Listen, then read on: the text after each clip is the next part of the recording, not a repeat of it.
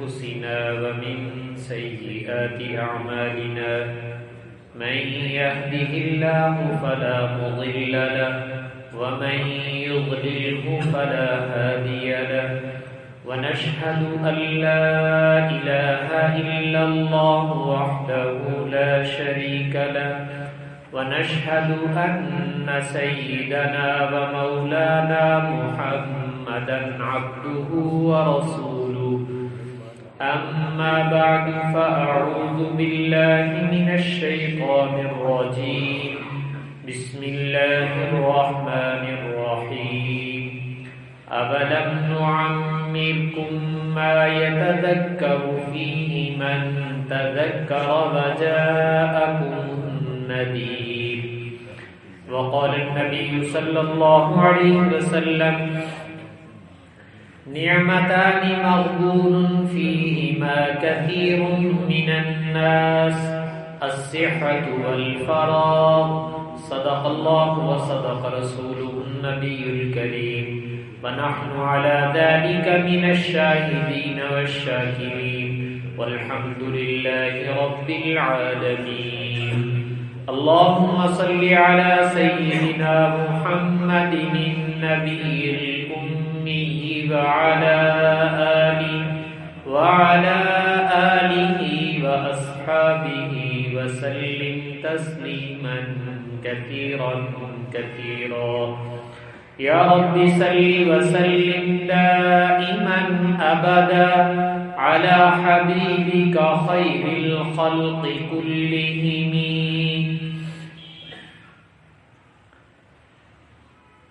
اللہ جل شانہ نے اس آیت کریمہ میں آخرت کا ایک مکالمہ ذکر کیا ہے، وہ یہ کہ جب انسانیت آخرت میں پہنچے گی تو اللہ تعالیٰ سے مطالبہ کرے گی کہ باری تعالیٰ ہمیں دنیا میں بھیج دیا جائے، اگر آپ ہمیں دنیا میں بھیجیں گے تو ہم نیک اعمال کر کے آئیں گے، فرجعنا نعمل صالحا، کہ آپ ہمیں واپس لوٹا دیں، ہم نیک اعمال کر کے آئیں گے، یہ انسانیت کا مطالبہ ہوگا۔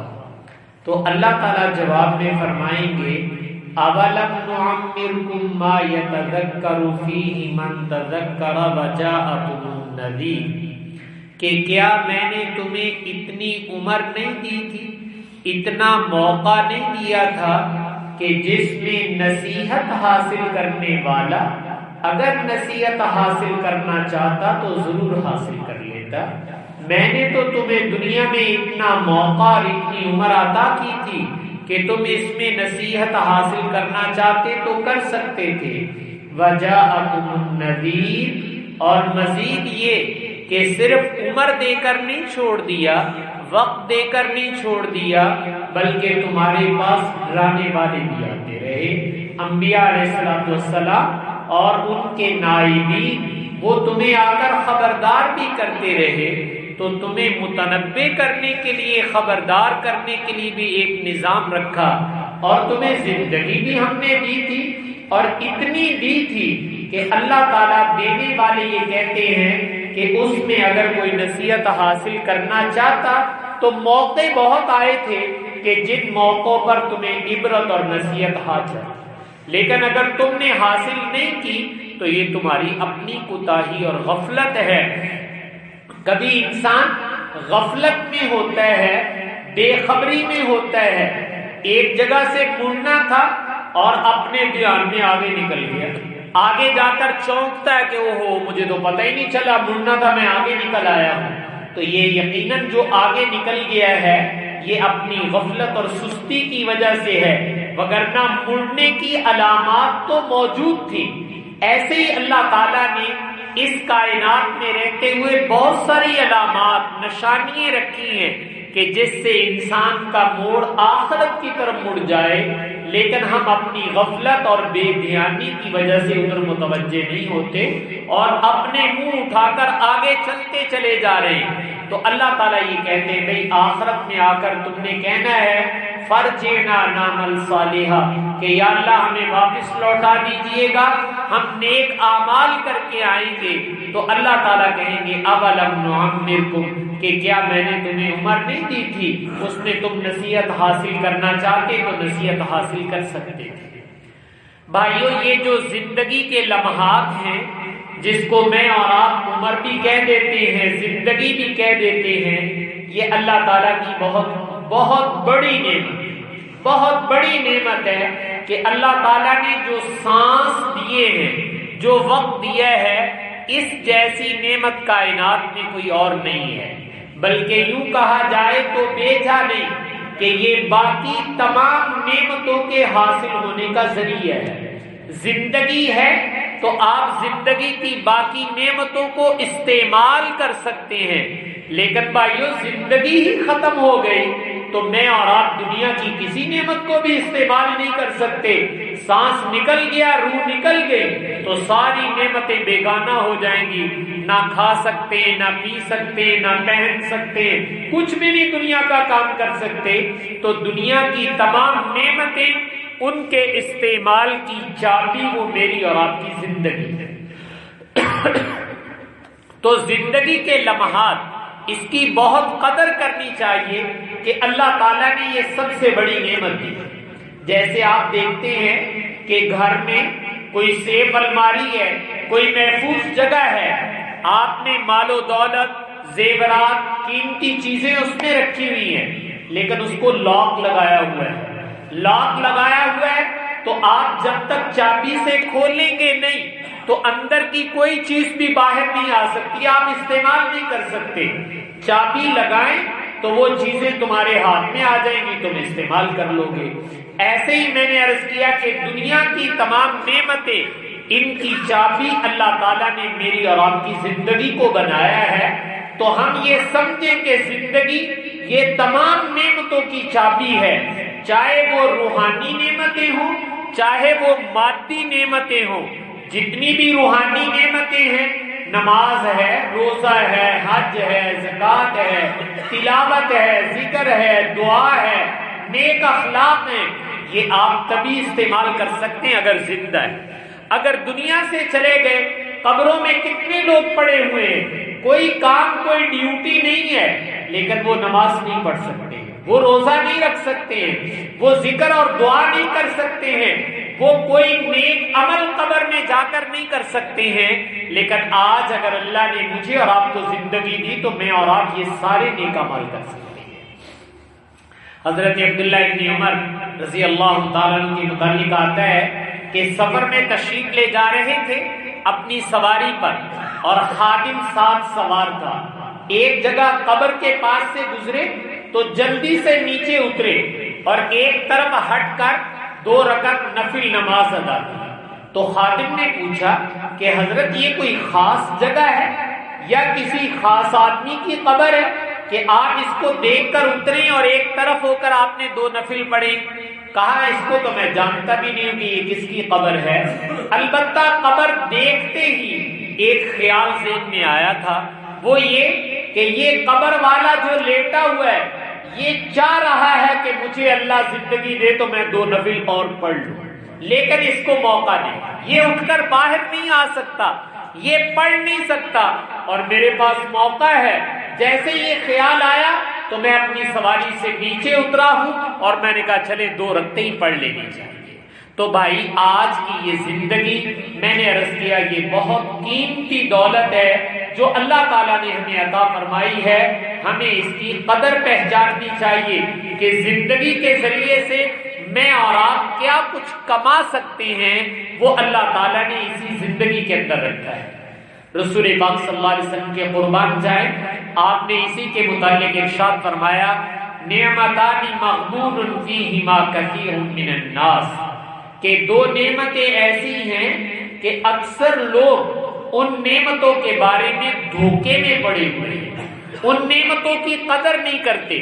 جب پاس ہوتی ہیں تو سنبھالتے بھی نہیں ہیں، بلکہ سنبھالنا تو دور کی بات، یہ احساس بھی بہت کم ہوتا ہے کہ یہ اللہ تعالیٰ کی نایاب اور نادر نعمتیں ہیں. فرمایا وہ کون سی ہیں؟ تو آپ نے دو باتیں ارشاد فرمائی. آپ نے فرمایا الصحت والفلاح. ایک اللہ تعالیٰ نے صحت کی نعمت سے نوازا ہوا ہے، چل پھر رہے ہیں، اللہ نے صحت دی ہوئی ہے، تو یہ اللہ تعالیٰ کی نایاب نعمت ہے، اللہ تعالیٰ کی انمول نعمت ہے کہ اللہ نے صحت اور توانائی دی ہوئی ہے. یقیناً جو بیچارے بیمار ہیں ان سے پوچھ کے دیکھو، وہ کچھ کرنا بھی چاہتے ہیں لیکن وہ اپنے بیڈ سے نہیں اٹھ سکتے، وہ چل پھر نہیں سکتے ہیں. تو اگر اللہ نے ہمیں صحت کی نعمت دی ہے تو آپ صلی اللہ علیہ وسلم فرما رہے ہیں کہ اکثر لوگ وہ ہیں جب صحت ان کے پاس ہوتی ہے، صحت موجود ہوتی ہے، نہ تو اس کی قدر کرتے ہیں اور نہ ہی اس پر شکر بجا لاتے ہیں کہ اللہ تعالیٰ نے کتنی بڑی نعمت عطا فرما رکھی ہے. تو اس پر ہمیں کتنا شکر ادا کرنا چاہیے اور اس کی کتنی قدر کرنی چاہیے کہ ہماری صحت کی نعمت ضائع نہ چلی. اور دوسرا آپ نے فرمایا الفراغ. اللہ تعالیٰ نے جو زندگی کے فرصت کے لمحات دیے ہوئے ہیں، یہ زندگی اور فرصت کے لمحات یہ بھی اللہ تعالیٰ کی بہت بڑی نعمت ہے. جب یہ ہاتھ سے نکل جائیں گے تو پھر میں نے کہا اللہ تعالیٰ سے مانگا جائے گا کہ باری تعالیٰ ہمیں موقع دے دیجئے، ہمیں مہلت دے دیجئے، لیکن پھر موقع اور مہلت بائی نہیں ملے گی. تو آپ نے ان دو نعمتوں کا تذکرہ کرتے ہوئے فرمایا الصحت والفراغ کہ اللہ نے صحت، تندرستی اور توانائی دی ہے اور فرصت کے لمحات، زندگی کے لمحات دیے ہیں. اکثر لوگ ان دو نعمتوں کو پہچانتے نہیں ہیں اور ضائع کر بیٹھتے ہیں، ان کی قدر نہیں کرتے. تو بھائیو آج میں اور آپ سوچ لیں کہ اللہ نے یہ دو نعمتیں مجھے اور آپ کو بھی عطا فرما رکھی ہے. زندگی ہے، سانس چل رہا ہے تو بھائی بہت کچھ کر سکتے ہو، جیسے اپنے دنیا کا کر سکتے ہو اپنی آخرت کا معاملہ بھی سیدھا کر سکتے ہو. اور بھائی موت سے پہلے کر لینا چاہیے، پتہ نہیں موت کس وقت آ جائے، اس لیے موت کی تیاری کر کے رکھنی چاہیے کہ موت کے لیے انسان ہر آن ہر گھڑی تیار ہو اور اپنی تیاری پوری کر کے بیٹھا ہو. یہ شریعت چاہتی ہے کہ موت آنے سے پہلے موت کی تیاری انسان کے لیے ضروری ہے. یہ اپنی زندگی کی اصل قدر یہی ہے کہ اس کو ہم آخرت کے کاموں کے اندر لگا دیں، کہیں ایسے نہ ہو کہ یہ ضائع چلے جائے اور بعد میں حسرت رہ جائے. تو بعد میں حسرت نہیں رہنی چاہیے. آج اللہ تعالیٰ نے موقع دیا ہے تو میں نے کہا زندگی کی نعمت اس کو ضائع ہونے سے بہت بچائے، کسی کام میں لگائیں. حضرت حسن بصری رحمت اللہ علیہ بہت بڑے تابعین میں سے ہیں جنہوں نے بدری صحابہ سے علم حاصل کیا تھا. وہ صحابہ کرام کے متعلق ایک جملہ ارشاد فرماتے ہیں، کہتے ہیں کہ میں نے اپنی آنکھوں سے ان لوگوں کو دیکھا ہے، یعنی صحابہ کرام کو، جو اپنی زندگی کی اتنی قدر کرتے تھے، اپنے اوقات کو اتنا سنبھال کے رکھتے تھے.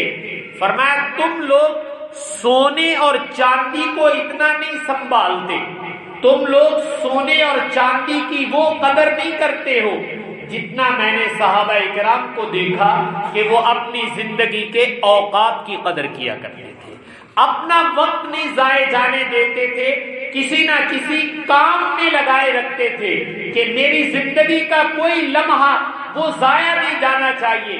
یا دین کے کام میں لگے یا دنیا کے کام میں لگے، فضولیات اور لغویات سے اپنے آپ کو بچانا یہ بہت ضروری ہے. تو بھائی صحابہ کرام وہ تو اپنے اوقات کی اتنی قدر کریں کہ ہم سونا اور چاندی اتنا سنبھال کے نہیں رکھتے جتنے وہ اپنے لمحات اور اوقات کو سنبھال کے گزارتے تھے کہ میری زندگی کا کوئی لمحہ وہ میرے ہاتھ سے ضائع نہیں جانا چاہیے، کسی نہ کسی کام میں لگا لینا چاہیے. تو آج اگر میں اور آپ اپنی اپنی زندگی کا جائزہ لیں تو ہمیں نظر آئے گا کہ شاید میرے اور آپ کے ماحول میں ہر چیز کو سنبھالا جاتا ہے، پیسے کو سنبھالا جاتا ہے، جوتے کپڑے کو سنبھالا جاتا ہے، ایک ایک چھوٹی سی چیز کو سنبھالا جاتا ہے. اگر نہیں سنبھالا جاتا تو ہم اپنی زندگی کے اوقات اور لمحات کو نہیں سنبھالتے، وہ جس طرح چاہے ضائع ہو جائیں۔ میں نے کہا اس کی قدر ہمارے دل میں نہیں ہے، اس لیے کہ وہ اللہ تعالیٰ نے دی ہوئی ہے، ہم نے کون سی اس پہ پیمنٹ کی ہے۔ اگر اپنی زندگی کے لمحات کے لیے ہم نے کوئی پیمنٹ کی ہوتی تو پھر مجھے اور آپ کو بھی قدر ہوتی کہ بھائی زندگی کا کوئی لمحہ ضائع نہیں جانا چاہیے، بلکہ اپنے کام میں اس کو لگانا چاہیے۔ اور جو کام کے قدردان ہیں، دیانتاً آپ سے کہتا ہوں کہ وہ اپنے لمحات کو ضائع نہیں جانے دیتے۔ ہر مفتی اعظم پاکستان مفتی محمد شفیع صاحب نور اللہ مرقدہ، ان کے استاد محترم تھے ہر میاں اصغر حسین صاحب رحمۃ اللہ علیہ۔ تو کہنے لگے کہ ایک دن میں ان کی خدمت میں گیا تو جا کر میں بیٹھا تو میاں صاحب نے آگے سے کہا کہ مولوی شفیع آج کے بعد ہم آپس میں عربی میں گفتگو کیا کریں گے۔ حالانکہ مادری زبان تو ان کی اردو تھی، لیکن کہنے لگے کہ آج کے بعد عربی میں بات کریں گے۔ تو میں نے پوچھا حضرت یہ پابندی کیوں لگائی جا رہی ہے کہ آج کے بعد عربی میں گفتگو ہوگی؟ تو فرمانے لگے کہ ایک مسافر اپنے سفر پر چلا ہے اور وہ اپنا کرایہ، اپنی ضروریات، پیسے جیب میں ڈال کے چلا ہے۔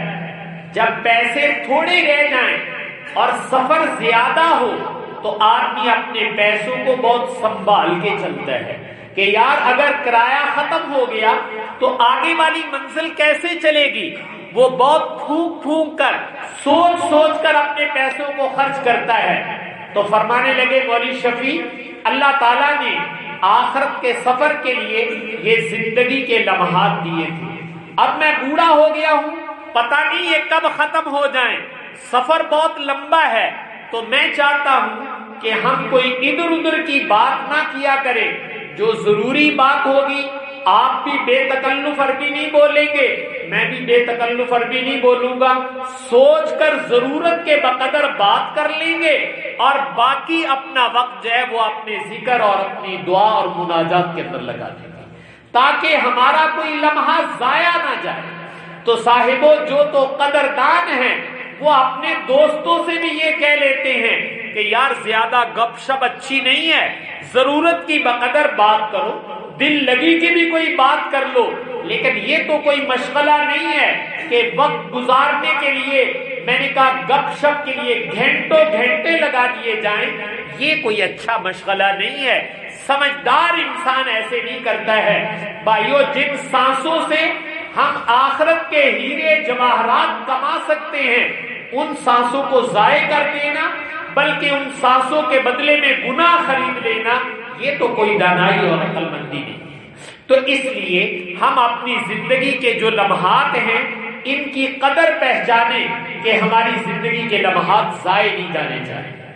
ہر مفتی اعظم پاکستان مفتی محمد شفیع صاحب نور اللہ مرقدہ ایک دن اپنے بیٹوں کو سمجھانے کے لیے کہ بیٹو وقت کی قدر کیا ہوتی ہے، ایک دن بچے بیٹھے ہوئے تھے، فرمانے لگے کہ میں اپنے سارے دن کا ٹائم ٹیبل بنا کے رکھتا ہوں کہ صبح اٹھنے سے لے کر رات سونے تک کس ترتیب سے اپنے کام کرنے ہیں، اور وہ کام سے کام جڑا رہتا ہے، میں کام کرتا رہتا ہوں، اس لیے کہ ٹائم ٹیبل بنا ہوا ہے۔ وقت ضائع اور خالی چلا جائے یہ میری طبیعت کو بڑا گنا گزرتا ہے کہ کوئی وقت بغیر کام کے گزرے، فرمایا یہ بڑی گرانی ہوتی ہے۔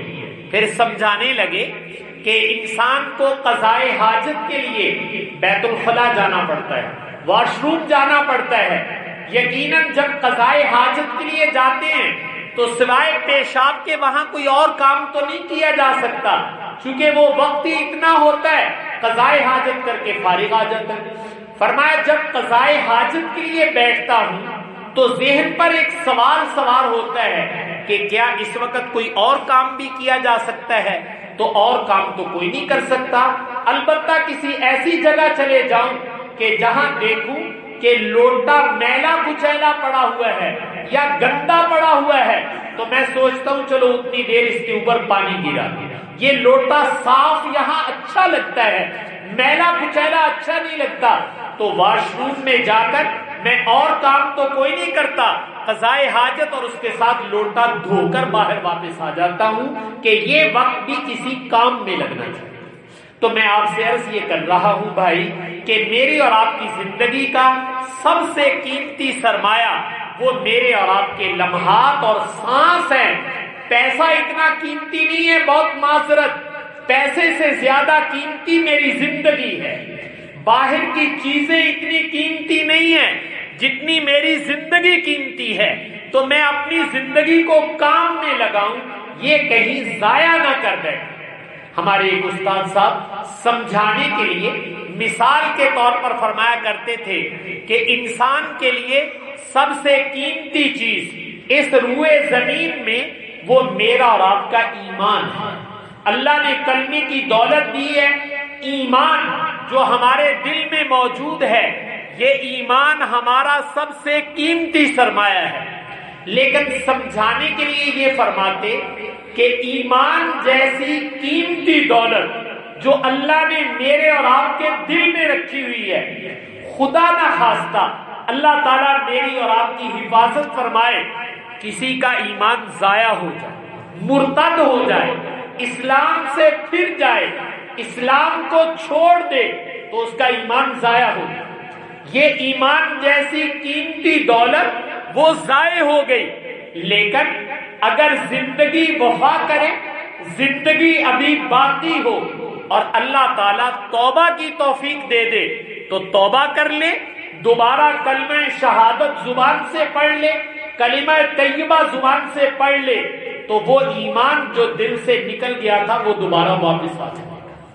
ایمان جیسی دولت خدا نہ خواستہ اگر کسی کی ضائع ہو جائے، زندگی ابھی باقی ہو اور اللہ توبہ کی توفیق دے دے، توبہ کرو اور کلمہ پڑھو زبان سے، تو ایمان جو دل سے نکلا ہے وہ دوبارہ واپس پھر آپ کے دل میں آ جائے گا۔ یہ ایمان کے بارے میں ہے۔ لیکن فرماتے تھے کہ جو میری اور آپ کی زندگی کے دن گزر گئے، سال گزر گئے، مہینے گزر گئے، گھنٹے گزر گئے، بتاؤ دنیا کی کوئی طاقت ہے جو اس زندگی کو واپس لوٹا دے، وہ زندگی کے لمحات دوبارہ واپس آ جائیں؟ ایسی دنیا کی کوئی طاقت نہیں ہے۔ تو زندگی وہ نعمت ہے، اگر ہاتھ سے نکل جائے تو وہ دوبارہ واپس نہیں آتی۔ فرماتے تھے اس لحاظ سے اگر کہا جائے تو بے جانے کہ زندگی سب سے قیمتی سرمایہ ہوتی ہے۔ تو اس لیے آج میں نے عرض کیا تھا کہ غفلت میں ہم لوگ مبتلا ہیں، اور وہ یہ غفلت یہ ہے کہ ہم اپنی زندگی کے لمحات کو ضائع کرتے ہیں۔ جو بھائیوں کام کا وقت ہے وہ کام میں لگو، خوب کام کرو، لیکن جو فرصت کے لمحات ہیں وہ اپنی آخرت کے کام میں لگاؤ، اپنے آپ کو فارغ کر کے نہ بٹھاؤ۔ یاد رکھنا، نوجوان آدمی کا فارغ اور تنہائی میں بیٹھنا یہ شیطان کی آماجگاہ ہوتا ہے۔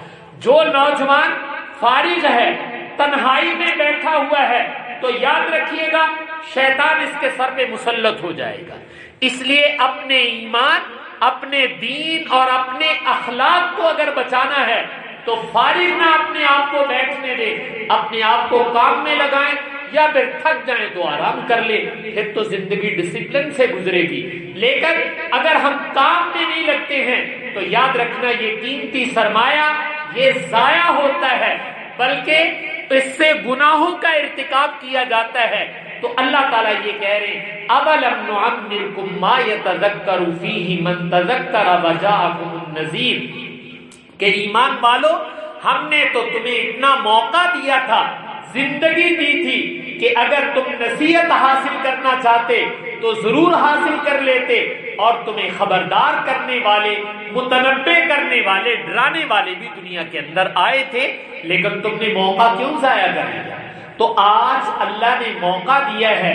میں نے عرض کیا تھا کہ بعض موقع ایسے ہوتے ہیں کہ جن سے ہم سبق حاصل کر لیتے ہیں، لیکن اگر سبق حاصل کرنے والے موقع پر بھی غفلت سے گزر جائے تو یہ بہت نقصان دہ ہوتا ہے۔ یو ٹرن سے مڑ جاتے تو بہت اچھا تھا، اگر آپ آگے نکل گئے اب دیکھو کب موقع آئے گا کہ آپ دوبارہ واپس اپنی آخرت کی طرف مڑیں گے۔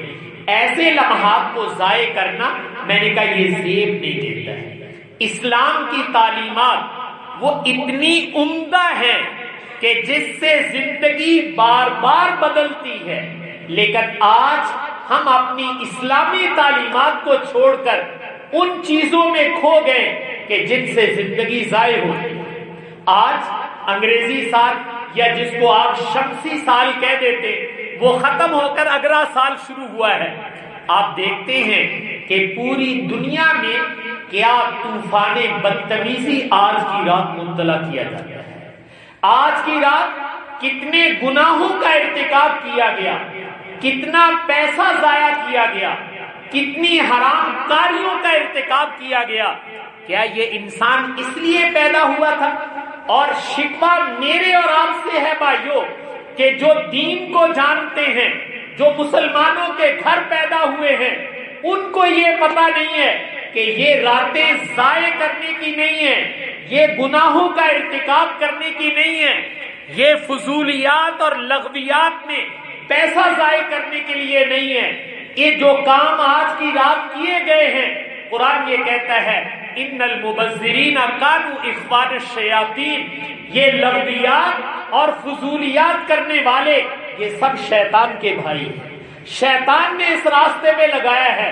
اسلام تو بہت اچھی تعلیمات دیتا ہے، ہمارا مہینہ ہمارا سب تبدیل ہو تو قرآن حدیث کہتی ہے کہ تمہیں اللہ سے دعاؤں میں لگنا چاہیے، اللہم احلہ علینا بالیمن والایمان، یا اللہ یہ سال اور مہینوں کی تبدیلی یہ برکتوں کے ساتھ آئے، یہ ایمان کی سلامتی کے ساتھ آئے، ایمان محفوظ رہے، برکتیں اور خیریں ہمارے اوپر آنی چاہیے۔ یہ تمہیں اللہ سے دعائیں مانگنی چاہیے، اللہ سے دعائیں مانگنے کا وقت ہے، اور تم شیطان کی گود میں جا کر بیٹھ گئے تو تمہارے لیے برکتیں کہاں سے آئیں گی، ایمان کہاں سے آئے گا؟ حضور تو یہ سکھا رہے کہ تم اللہ سے یہ مانگو احلہ علینا بالیمن والایمان والسلامۃ والاسلام، یا اللہ عافیت اور سلامتی ہمیں عطا فرما، اسلام کی دولت عطا فرما۔ یہ اللہ سے مانگا جا رہا ہے، ہلال رشد و خیر، کہ یا اللہ یہ جو تبدیلیاں ہیں یہ ہمارے لیے رشد، بلائی اور ہدایت کا ذریعہ بنے۔ اسلام تو بھائی ان چیزوں کی تعلیمات دیتا ہے، لیکن چونکہ یہ تعلیمات آج ہم اپنی نسل نو کو سکھا نہیں رہے تو ہماری اپنی زندگی بھی خالی ہے، اور میرا اور آپ کا میڈیا جو طوفان بدتمیزی دکھاتا ہے، جو کلچر مجھے اور آپ کو دکھایا جا رہا ہے، بڑی معذرت وہ تمہارا کلچر نہیں ہے، وہ تمہارے رسم و رواج نہیں ہے بھائیوں، وہ تمہارے طور طریقے نہیں ہیں۔ ذرا سوچو تو صحیح، تم جن کا کلمہ پڑھتے ہو، جن کے نام لیوا ہو، ان کا کلچر اپناؤ، ان اقوام کا کلچر نہ اپناؤ جو بے حیائی اور برائی کی طرف تمہیں لے کے جا رہے ہیں، اور تم بے حیائی اور برائی کے اس سیلاب میں بہتے چلے جا رہے ہو، آنکھیں بند کر کے بہتے چلے جا رہے ہو۔ اور بھائیو اس کا سب سے بڑا نقصان وہ میرے اور آپ کے ایمان کا ہے، میری اور آپ کی نسل کے ایمان کا ہے۔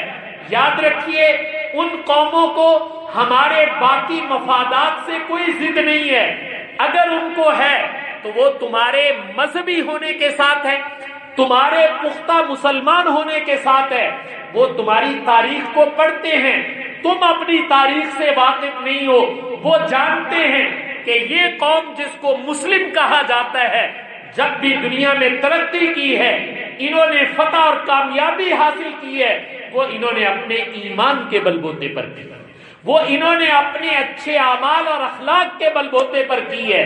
تو وہ میرا اور آپ کا ایمان، میرے اور آپ کے اعمال، میرا اور آپ کا مذہبی کلچر یہ ان کو کھا جاتا ہے، اس لیے وہ ساری توانائی آج کے اس میڈیا کے ذریعے سے اس پہ خرچ کی جا رہی ہے کہ ان کو بھی اپنی طرح مادر پدر آزاد بنا دو، ننگے کر دو، اور جو بے حیائی کے کام قومیں کر رہی ہیں ان کو بھی اسی کام میں لگا دیا جائے۔ میں نے کہا مختلف عنوانات سے وہ یہ کوشش کرتے ہیں۔ تو بھائی ایسے موقعوں پر اپنے گھروں میں اپنے نوجوانوں سے یہ شیئر کرنا بہت ضروری ہے کہ ہمارے لیے تو سبق کا موقع ہے، ہم اپنے لمحات کو ضائع نہیں کریں گے، اور جو اچھے لوگ ہوتے ہیں وہ اپنے لمحات کو بھائی کبھی ضائع نہیں کیا کرتے، وہ تو اپنی زندگی کا ایک ایک لمحہ پھونک پھونک کے خرچ کرتے ہیں. جیسے میں نے آپ کو حوالہ دیا، حسن بصری کیا کہتے ہیں کہ میں نے صحابہ کو دیکھا ہے، صحابہ اپنے ایک ایک لمحے کو ایسے سنبھالتے تھے جیسے تم سونا اور چاندی سنبھال کے رکھتے ہو، اس سے بھی زیادہ اپنے لمحات کی قدر کرتے تھے. تو اس لیے اس موقع پر میرے اور آپ کے لیے سبق یہ ہے کہ زندگی بھائی کم ہو رہی ہے، زندگی بڑھ نہیں رہی، زندگی کم ہو رہی ہے. اللہ تعالیٰ اس کا احساس میرے اور آپ کے دل میں پا دے اور پتہ نہیں کس موڑ پہ ختم ہو جائے.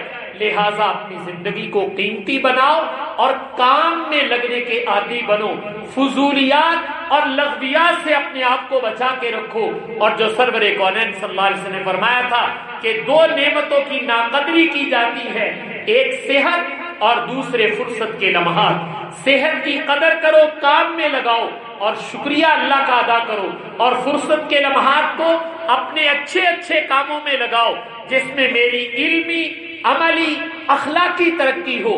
اپنے علم کو اونچا کرو، اپنے عمل کو اونچا کرو، اپنے کردار کو اونچا کرو، اس پہ اپنی صلاحیتیں بھائی لگاؤ. اگر اس میں نہیں لگاؤ گے تو یاد رکھنا یہ بچنا نہیں ہے، یہ برف کا بلاک ہے، یہ پگھل جائے گا. اور آج ہماری یہ اوقات اور یہ لمحات میں نے کہا شیطانی کاموں میں لگ جاتے ہیں. اس لیے میں نے عرض کیا کہ اس طرح کی راتیں یہ فضولیات میں نہیں لگنی چاہیے. بتانا چاہیے کہ یہ ہمارا کلچر اور طریقہ نہیں ہے. دیکھو ایک مثال دے کر بات ختم کرتا ہوں. آپ لوگ جمعہ پڑھنے یہاں تشریف لاتے ہیں، نماز پڑھنے مسجد میں آتے ہیں، اور اگر آپ سے کہا جائے بھائی نہیں عید کا اتوار نو نا کتے گرجے چاپا جا کے عبادت کرنی عیسائیاں والی، تو آپ کو اگر کوئی یہ کہے کہ اس دفعہ عیسائیوں والی عبادت کرنی ہے تو کیا خیال ہے، آپ تیار ہو جائیں؟ آپ اپنے بچوں کو بھیج دیں گے کہ جا پتر عید کا اتوار نو گرجے چکر لایا؟ کیوں نہیں بھیجتے ہو؟ اس لیے کہ سمجھتے ہو کہ ہمارا طریقہ عبادت کا اور ہے، ان کا اور ہے.